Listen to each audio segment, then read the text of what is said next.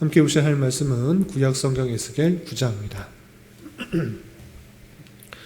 오늘 9월 9일 에스겔 9장을 읽는 날인데 9장은 1절부터 11절까지 길지 않으므로 처음부터 끝까지 함께 봉독하겠습니다. 구약성경 에스겔 9장 1절부터 11절까지 말씀, 구약성경 1160쪽 전후를 보시면 되겠습니다. 1절부터 함께 봉독합니다.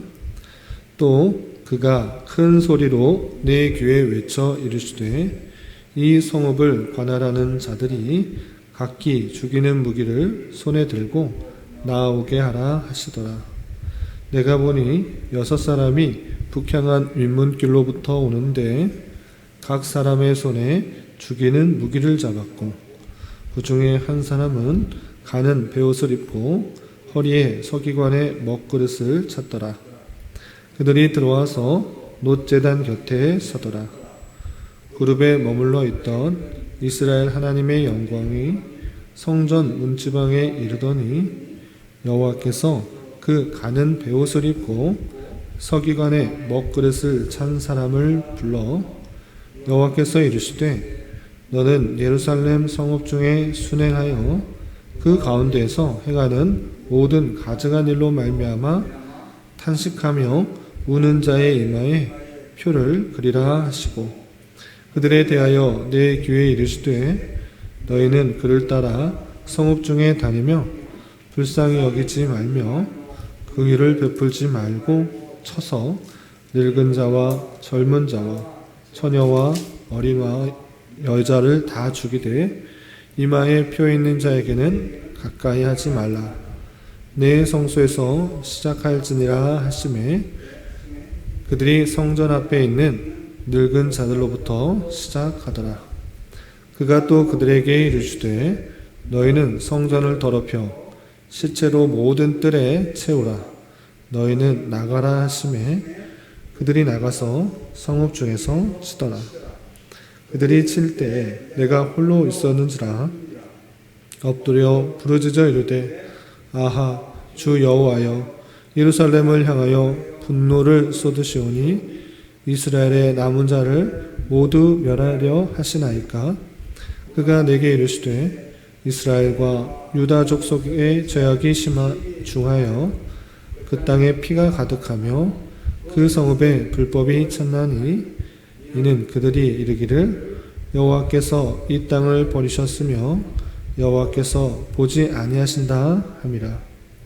그러므로 내가 그들을 불쌍히 여기지 아니하며 긍휼을 베풀지 아니하고 그들의 행위대로 그들의 머리에 갚으리라 하시더라. 보라 가는 베옷을 입고 허리에 먹그릇을 찬 사람이 복명하여 이르되 주께서 내게 명령하신 대로 내가 준행하였나이다 하더라. 아멘. 네, 감사합니다. 오늘 말씀 읽기 본문은 에스겔 9장입니다. 계속해서 유다에게 임할 심판의 내용들을 대하고 있습니다. 특별히 어제 말씀에서는 에스겔 8장에 예루살렘에 얼마나 부패가 있었는지, 죄악이 가득했는지 예루살렘의 성전의 환상을 보여주면서 4가지 우상 숭배의 모습들을 살펴볼 수 있었습니다. 이렇게 하나님을 섬기는 그 곳임에도 불구하고 하나님을 섬기는 것이 아니라 우상들을 잔뜩 만들어 놓고 우상들을 섬기는 그 모습이 있었을 때 하나님께서 심판하지 않을 수밖에 없는, 심판할 수밖에 없는 그 상황을 살펴볼 수가 있는 것이었습니다. 계속해서 이어지는 9장에서는 실제 하나님께서 이스라엘 백성들을 심판하시기 위해서 6명의 사람 같은 형상을 가진 사람에게 심판하도록 하는 그 모습을 볼 수가 있고, 그 중에서도 하나님께서 자비를 베푸셔서 또 하나님의 은혜를 베푸시는 그 사람들을 볼 수가 있는 것입니다. 오늘 말씀 통해서 어떤 것을 또 교훈받을 수 있는지 생각해 보도록 하겠습니다. 9장 1절에서 보시면 또 그가 큰 소리로 내 귀에 외쳐 이르시되 이 성읍을 관할하는 자들이 각기 죽이는 무기를 들고 손에 들고 나아오게 하라 이렇게 되어 있습니다. 하나님께서 이 성읍 예루살렘의 성읍을 관할하는 사람 그 자들을 무기를 들고 사람을 죽이는 무기를 들고 나아오도록 해라 이렇게 말씀했습니다. 여기서 성읍을 관할하는 자, 성읍을 관할하는 그는 실제 지도자가 아니라 영적인 존재라는 것을 다음 문장에서 살펴보면 알 수가 있습니다. 다음 절 2절에서 보면 그렇게 말을 했더니 내가 보니 6사람이 북향한 윗문길에서부터 오는데 각 사람의 손에 죽이는 무기를 잡았고 그 중에 한 사람은 가는 베옷을 입고 허리에 서기관의 먹그릇을 찼더라 이랬습니다. 이 말씀 통해서 실제 6사람이 그 성읍을 예루살렘 성읍을 관할한다라기보다는 영적인 존재가 예루살렘을 관할할 때 그 6명의 사람의 모양을 한 그 사람이 그 죽이는 무기를 가지고 하나님의 그 심판을 수행하는 모습으로 표현하고 있다 이렇게 이해하시면 되겠습니다. 그래서 하나님께서 예루살렘을 심판하신다라고 할 때 그 6명의 천사를 통하여서 영적인 존재를 통해서 하나님의 뜻이 수행되는 것을 볼 수 있습니다. 이게 사람의 눈에 보이기에는 외부에서 적들이 쳐들어와서 무너지고 또 죽임을 당하는 것 같아 보이지만 그 이면에 영적인 존재에 분명히 하나님의 통치와 섭리 방편을 통해서 예루살렘에 심판당하고 있다라는 것들을 우리는 말씀을 통해서 살펴볼 수가 있는 것입니다. 그래서 눈에 보이는 사실과 그 이면에 영적인 세계가 있다라는 것을 또 말씀 통해 잘 교훈받을 수가 있어야 될 것입니다. 어쨌든 하나님께서 심판하시기 위해서 그 성읍을 다스리는 자들 죽일 수 있는 무기를 가지고 오도록 했는데 6명의 사람 같은 형상의 모습이 온 것입니다. 그런데 그 중에 한 사람의 모습이 어땠는가라고 할 때 가는 베옷을 입고 허리에 서기관의 먹그릇을 찼다라고 했습니다. 가는 베옷을 입었다 할 때 이 베옷, 우리나라의 이미지로서 배와 그때 당시에 그 배는 좀 다른 것인데 그때 당시에 사람들이 입었던 것은 아마로 된 옷으로서 제사장이 입었던 하얀색 옷을 이렇게 표현한 것입니다. 가는 베옷을 입었다라는 것은 아마로 된 흰색 옷을 입었다라는 것인데 이 옷은 누가 입었는가라고 할 때 제사장이 입었던 옷인 것입니다. 제사장은 왜 그런 옷을 입었는가라고 했을 때 성결과 순결의 상징으로서 입었던 그 옷인 것입니다. 그러니까 그런 모습, 순결하고 성결한 옷을 입고 무엇을 갖고 있었는가라고 할 때 서기관의 먹그릇을 찼다라고 했습니다. 서기관은 무엇하는 것입니까? 하나님의 말씀을 그대로 옮겨 적는 그런 사람입니다. 그런 사람의 먹그릇을 찼다. 어떤 것을 기록할 수 있는 그런 영적인 존재다라는 것을 이렇게 표현하고 있는 것입니다. 어쨌든 이 6명이 와서 하나님의 말씀을 순종하여서 행하게 되는데 어떤 일을 행하게 되는가? 좀 건너뛰어서 먼저 5절을 보겠습니다. 5절 보시면 그들에 대하여 내 귀에 이르시되 너희는 그를 따라 성읍 중에 다니며 불쌍히 여기지 말며 긍휼을 베풀지 말고 쳐서 라고 되어 있습니다. 그러니까 하나님의 심판을 수행하는 자로서 살인하는 무기를 가지고 사람을 죽이는 무기를 가지고 치게 되는 그 역할을 하는 것을 알 수 있습니다. 그리고 6절 전반절을 보면 실제적으로 그들이 행하는 모습들이 나와 있습니다. 6절 전반절 늙은 자와 젊은 자와 처녀와 어린아이와 여자를 다 죽이되 남녀노소를 가릴 것 없이 하나님의 심판을 수행하는 자로서 그 6명이 많은 사람들을 죽이는 것을 볼 수 있습니다.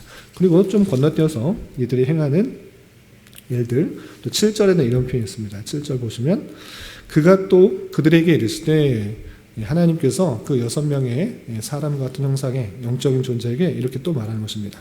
너희는 성전을 더럽혀 시체로 모든 뜰에 채우라.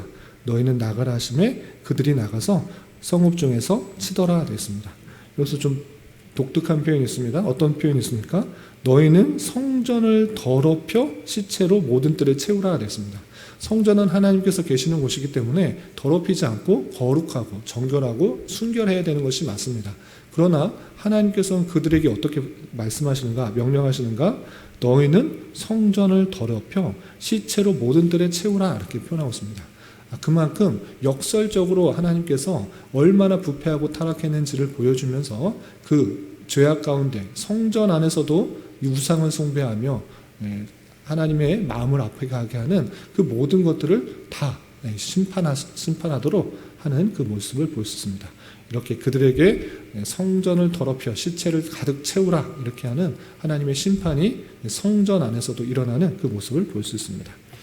그리고 좀 건너뛰어서 10절에는 이런 표현이 있습니다. 10절에서 10절 보시면 그러므로 내가 그들을 불쌍히 여기지 아니며 긍휼을 베풀지 아니하고 그들의 행위대로 그들의 머리에 갚으리라 라고 하시면서 하나님께서 그 이스라엘 백성들이 얼마나 부패하고 타락했는지 심지어 성전 안에서도 갖은 우상들을 다 만들어 놓고 하나님을 등지고 우상을 숭배하는 그 모습들을 보면서 하나님의 심판이 임하겠다라고 하는 그 모습들, 긍휼을 베풀지 않고 불쌍히 여기지 않아서 그들의 행위대로 보응하시겠다라는 하나님의 강력한 심판의 말씀이 나와 있습니다.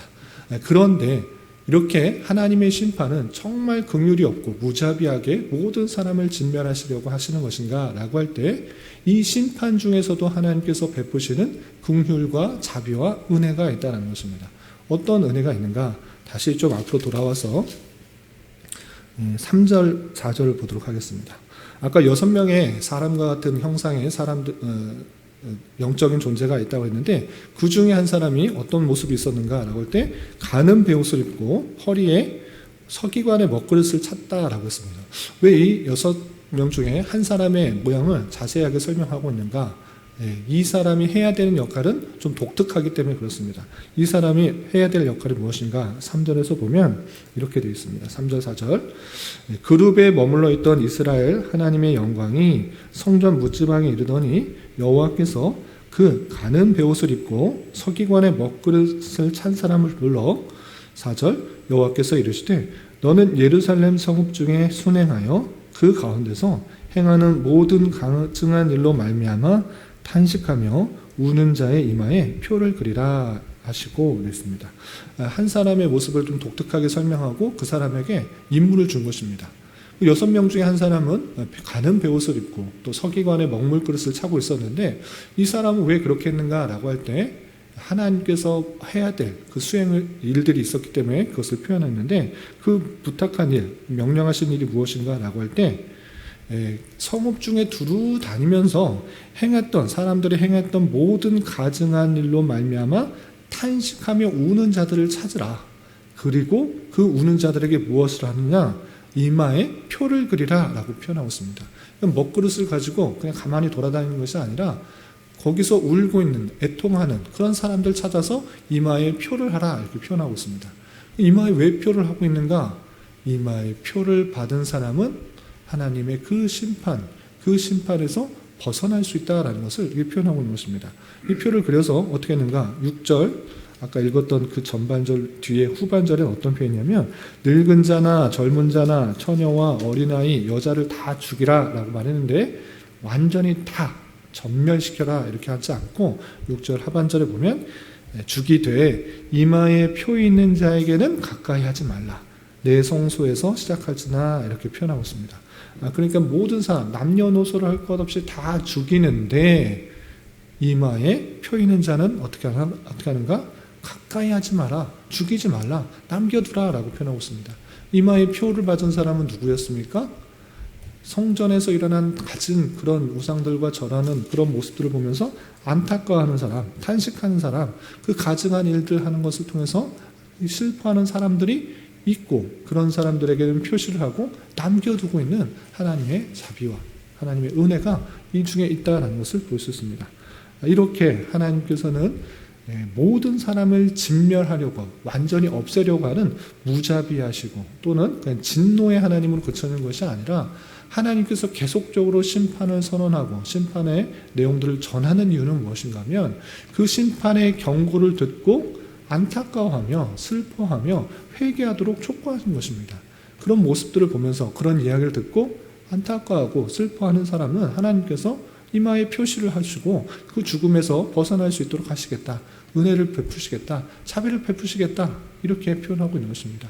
그러지 않는다고 하면 긍휼도 자비도 없는 그런 신처럼 완전히 없애버리겠지만 하나님께서는 그 중에서도 슬퍼하며 안타까워하는 사람들이 있다고 하면 다시 그들을 살려주겠다라고 표현하는 것처럼 하나님께서는 그 심판의 경고를 통해서 그 백성들이 다시 한번 되돌아오고 회개할 수 있도록 촉구하는 그 말씀을 볼 수가 있는 것입니다. 그 말씀을 통해서 우리는 다시 한번 하나님의 심판에 대해서 다시 한번 잘 생각해 봐야 될 것입니다. 하나님의 택하신 백성을 완전히 죄에 따라서 진멸하시면 아무도 남아있을 수가 없는 것입니다. 우리의 행위대로 다 부응하신다고 하면 어떤 사람이 살아남을 수 있겠습니까? 그러한 죄인 것을 우리는 잘 깨닫고 하나님의 말씀과 하나님의 섭리 형편에 따라서 우리를 경고하시고 또 죄에 대해서 지적하는 그 말씀에 돌이키는 것, 회개하는 것, 다시 주님의 은혜를 간구하며 사는 것, 그것이 하나님의 백성의 자세인 것입니다. 우리의 힘으로, 우리의 능력으로 올바르게 살아갈 수 있다, 하나님의 뜻대로 행할 수 있다, 그런 것 없는 것입니다. 우리는 죄성이 아직 남아있는 것이고 그 연약한 모습들이 여전히 있기 때문에 육체의 소욕에 따라, 육체의 정욕에 따라 세상 것을 더 좋아하기도 하고 또 탐욕과 정욕 가운데 자신의 이익만을 위해서 살아가는 그런 모습들이 가득 있는 것입니다. 그러한 모습 가운데 살아갈 때 하나님께서 그렇게 살아가는 것 아니다, 말씀을 통해서 교훈하시고 또 상황과 형편과 환경을 통해서 깨닫게 하여 줄 때 우리는 어떻게 되는가? 안타까워하며 슬퍼하며 하나님께 되돌아오는 것입니다.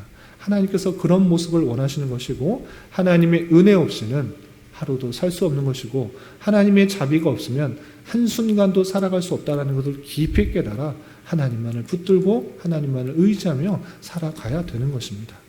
그런 것이 성도의 삶인 줄 알아.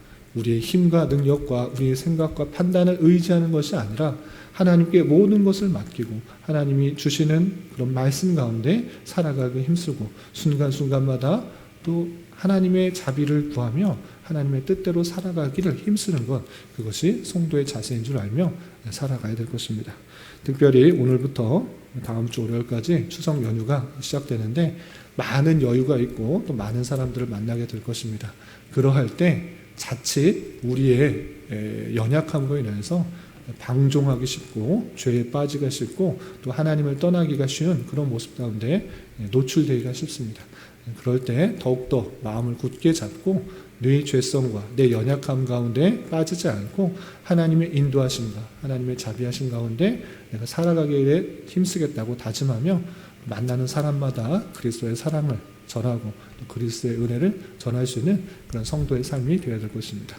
이런 말씀의 교훈에 따라 오늘 하루 또 남은 한평생 힘있게 살아갈 수 있는 저와 여러분 되시기를 주님의 이름으로 부탁을 드립니다. 기도하겠습니다.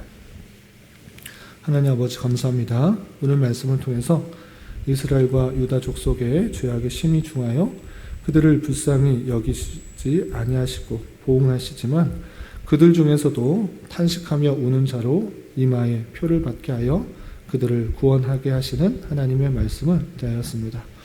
이런 말씀을 대하는 자로서 인간들의 죄로 말미암아 오직 심판을 받을 수밖에 없으며 우리 구원이 오직 주님의 긍휼하심으로부터 오게 된 사실들을 잊지 않게 하여 주시며 늘 주님을 믿을 수 있게 된 것에 대하여 감사 찬송할 수 있는 자 되게 하여 주시고 또한 죄악에 대하여 경고하시는 하나님의 섭리의 손길에 대하여 민감하게 반응하여 죄에 대하여 탄식하며 안타까워하며 하나님의 긍휼에 기대어 하루하루 순간순간을 살아갈 수 있도록 인도하여 주시옵소서.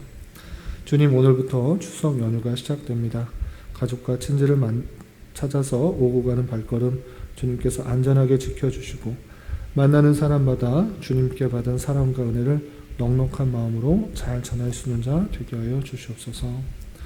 주님, 교회 가운데 육체 연약함과 질병으로 직장과 사업장의 문제로 가족의 전도와 학업을 위해 간절히 부르짖며 나아가는 여러 지체들이 있사오니 주님 그들과 함께 해주시고 그들의 기도 응답해 주시사 우리의 기대와 바람보다 훨씬 더 풍성한 것으로 채워주시는 하나님을 깊이 경험할 수 있는 기회 되도록 인도하여 주시옵소서.